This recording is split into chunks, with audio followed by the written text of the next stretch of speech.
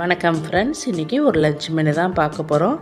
சாம்பார் சௌச்சௌவு போட்டு சாம்பார் வைக்க போகிறோம். அதுக்கு சைடிஷாக சீனி அவரைக்காய் பொரியலும், இன்னொரு காய் வெண்டைக்காய் போட்ட புளிக்கூட்டும் தான் செய்ய போகிறோம். எங்கள் ஊர் பக்கம் சீனி அவரைக்கான்னு தான் சொல்லுவாங்க. அதுக்கு ஏற்ற மாதிரியே இந்த சீனி அவரைக்காய் அவ்வளோ இனிப்பாக நல்லா இருந்துச்சு. சௌச்சௌவு சாம்பாருக்கு 100 கிராம் துவரம்பருப்பு, கொஞ்சம் மஞ்சத்தூள், கொஞ்சம் சீரகம், 2-3 வெந்தயம் போட்டு குக்கரில் ஒரு பக்கம் அடுப்பில் வச்சுட்டு இன்னொரு பக்கம் பாத்திரத்தில் தான் இன்றைக்கி சாம்பார் வைக்க போகிறோம். ஒரு 3 தக்காளியை கையிலேயே நல்லா கரைச்சி விட்டுறணும். சாம்பாருக்கு தேவையான அளவு மிளகாத்தூள், சாம்பார் தூள் சேர்த்ததுக்கப்புறமா நம்ம நறுக்கி வச்சுருக்கிற சௌச்சௌவு, சின்ன வெங்காயம், கொத்தமல்லி எல்லாமே சேர்த்துக்கலாம். காய் கூடவே சாம்பாருக்கு தேவையான அளவு 1 டம்ளர் அளவுக்கு தண்ணியும் சேர்த்துக்கலாம். இப்போ நல்லா கலந்து விட்டுட்டு தட்டு போட்டு மூடி அடுப்பு மீடியமாக வச்சிடலாம். சௌச்சௌவு நல்லா வெந்ததுக்கப்புறமா நம்ம வேக வச்சுருக்கிற துவரம்பருப்பு அதில் சேர்த்துக்கலாம். நம்ம என்ன தான் குக்கரில் சாம்பார் வச்சாலும் பாத்திரத்தில் சாம்பார் வைக்கிறப்ப தான் அதோட டேஸ்ட்டு ரொம்ப நல்லாயிருக்கும். காய் வேகிறப்ப கொஞ்சம் உப்பும் மீதி உப்பை இப்போ சேர்த்துக்கலாம். அது கூடவே சாம்பாருக்கு தேவையான அளவு புளியையும் சேர்த்துட்டு கொத்தமல்லியும் கொஞ்சம் தாராளமாக சேர்த்துக்கலாம்.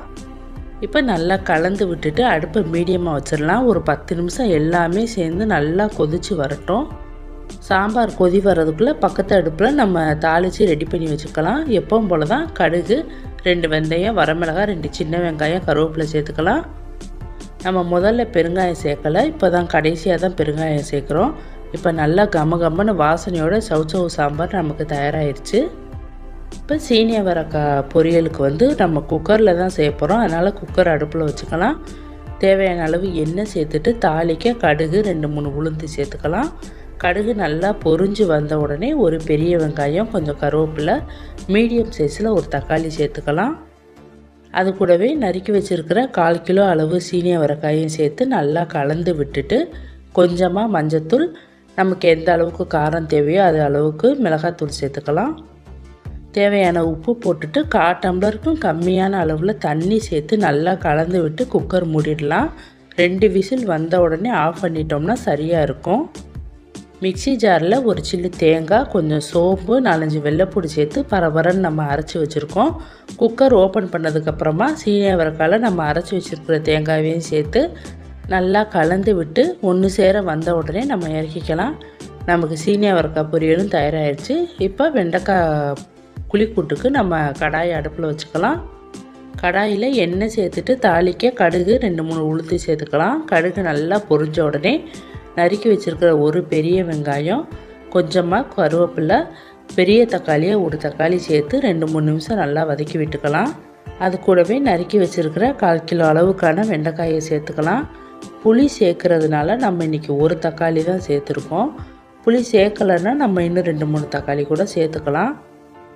இது கூடவே காய்க்கு தேவையான அளவு மஞ்சத்தூள், உப்பு, மிளகாத்தூள் சேர்க்காமல் நம்ம குழம்பு மிளகாத்தூள் சேர்த்துக்கலாம். குழம்பு மிளகாத்தூள் சேர்த்து நம்ம புளிக்கூட்டு செய்கிறப்ப நல்ல வாசனையாக சூப்பராக இருக்கும். வெண்டைக்காய் புளிக்கூட்டு நிறைய விதமாக செய்வாங்க. இந்த மாதிரி ஒரு தடவை ட்ரை பண்ணி பாருங்கள். இதுவும் நல்ல ருசியாக இருக்கும். அதுவும் சாம்பார் சாதத்தோடு ரொம்ப சூப்பராக இருக்கும். வெண்டைக்காய் நல்லா 5 நிமிஷம் வதக்குனதுக்கப்புறமா தேவையான அளவு புளித்தண்ணி சேர்த்துக்கலாம். புளித்தண்ணி கொஞ்சம் தண்ணியாக கரைச்சி நம்ம சேர்த்துக்கணும். அப்போ தான் எல்லாமே ஒன்று சேர்ந்து வெந்து வர்றப்ப சரியாக இருக்கும். இந்த அளவுக்கு நம்ம தண்ணியை புளியை கரைச்சி சேர்த்துட்டு ஒரு தட்டு போட்டு மூடி வச்சிடலாம். அடுப்பை மீடியமாக வச்சுக்கலாம். 10 நிமிஷம் கழித்து ஓப்பன் பண்ணோம்னா எல்லாமே ஒன்று சேர்ந்து சூப்பராக தயாராக இருக்கும். நல்லா கலந்து விட்டுட்டு இந்த பதத்தோடையே கொஞ்சம் தளதளன்னு இருக்கிற பதத்தோடையே நம்ம இறக்கிடலாம். குழம்பு மிளகாத்தூள் போட்டிருக்கிறதுனால இந்த புளிக்கூட்டு ரொம்ப சூப்பராக இருக்கும். நீங்கள் கண்டிப்பாக ட்ரை பண்ணி பாருங்கள். இன்றைக்கான லஞ்ச் மெனு தயாராகிடுச்சு ஃப்ரெண்ட்ஸ். உங்களுக்கு இந்த ரெசிபி வீடியோ பிடிச்சிருந்துச்சுன்னா நீங்கள் இதே மாதிரியே ட்ரை பண்ணி பார்த்துட்டு எப்படி இருந்துச்சுன்னு கமெண்ட் பண்ணுங்கள். உங்களுக்கு இந்த சமையல் வீடியோலாம் பிடிச்சிருந்துச்சுன்னா லைக் பண்ணுங்கள், ஷேர் பண்ணுங்கள், அப்புறம் மறக்காமல் சப்ஸ்கிரைப் பண்ணுங்கள். தேங்க்யூ.